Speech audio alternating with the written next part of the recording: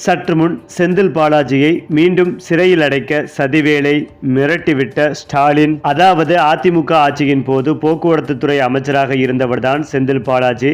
போக்குவரத்து கழகத்தில் வேலை வாங்கி தருவதாக கூறி மோசடி செய்தது தொடர்பாக வழக்கு உள்ளது.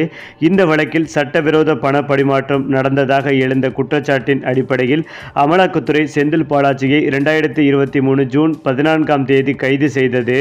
அந்த வகையில் ஓராண்டிற்கு மேல் சிறையில் இருந்த செந்தில் பாலாஜிக்கு உச்சநீதிமன்றம் கடந்த செப்டம்பர் மாதம் ஜாமீன் வழங்கி உத்தரவிட்டது. விசாரணை கைதியாகவே இருப்பதனால் அடிப்படை உரிமை கருதி இந்த நிபந்தனை ஜாமீன் வழங்கப்பட்டுள்ளதாக உச்சநீதிமன்றம் கூறியது. உச்சநீதிமன்றம் ஜாமீன் வழங்கியதால் சிறையில் இருந்த செந்தில் பாலாஜி மீண்டும் மதுவிலக்கு, ஆயத்தீர்வை மற்றும் மின்சாரத்துறை அமைச்சராக பொறுப்பேற்றார். இந்த நிலையில்தான் சென்னையைச் சேர்ந்த வித்யாகுமார் என்பவர், அதாவது போக்குவரத்து துறையில் வேலை வாங்கி தருவதாக பணம் கொடுத்து பாதிக்கப்பட்டவர் இவர்தான். செந்தில் பாலாஜிக்கு வழங்கப்பட்ட ஜாமீனை ரத்து செய்ய கோரி உச்சநீதிமன்றத்தில் வழக்கு தொடர்ந்தார்.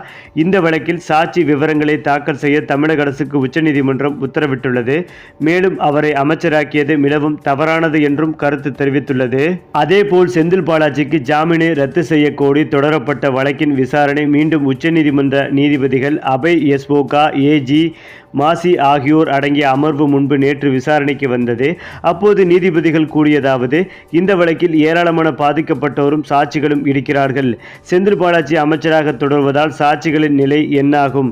இந்த மனு தொடர்பாக தமிழ்நாடு அரசின் கருத்தை அறிய விரும்புகிறோம் என்று கருத்து தெரிவித்துள்ளனர். அப்போது செந்தில் பாலாஜியின் ஜாமீனை ரத்து செய்ய கோரிய மனுதாரர் வித்யாகுமார் சார்பில் ஆஜரான மூத்த வக்கீல் கோபால் சங்கர நாராயணன் வாதிடுகையில், தமிழ்நாடு அரசு இந்த வழக்கில் எதிர்மனுதாரராக சேர்க்கப்பட என்று குறிப்பிட்டார்.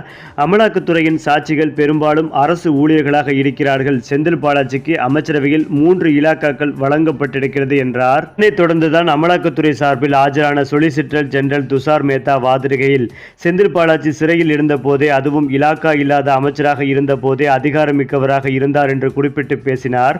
மேலும் அமைச்சர் செந்தில் பாலாஜி சார்பில் ஆஜராகி வாதிட்ட மூத்த வக்கீல் கபில் சிபில், பலர் அரசிலும் இங்கும் இலாக்கா இல்லாமல் அதிகாரமிக்கவர்களாக இருக்கின்றார்கள். அப்போது குறுக்கிட்ட சொலிசிட்டர் ஜெனரல் துஷார் மேத்தா நீதிமன்றத்தை அரசியல் மேடையாக்க வேண்டாம் என்றும் வலியுறுத்தினார். மேலும் உச்சநீதிமன்ற நீதிபதிகள் அபய் எஸ்வோகா, ஏஜி மாசி ஆகியோர் கூறும்போது, இந்த வழக்கில் எத்தனை சாட்சிகள் உள்ளனர் என்ற விவரங்களை தாக்கல் செய்ய வேண்டும் என்று தமிழ்நாடு அரசுக்கு நோட்டீஸ் அனுப்புகிறோம். ஜாமீனில் விடுதலையான உடனே ஒரு நபர் அமைச்சராவது கேள்விக்கு அப்பாற்பட்டது இல்லை. இதில் ஏதோ மிகவும் தவறாக இருக்கிறது. இதனால்தான் தமிழ்நாடு அரசுக்கு நோட்டீஸ் அனுப்புகிறோம். உச்சநீதிமன்றத்துடன் விளையாடி இருப்பதாக தோன்றுகிறது. செந்தில் பாலாஜியின் தீர்ப்பை அடிப்படையாக கொண்டு பலர் ஜாமீன் பெற்று வருகின்றனர்.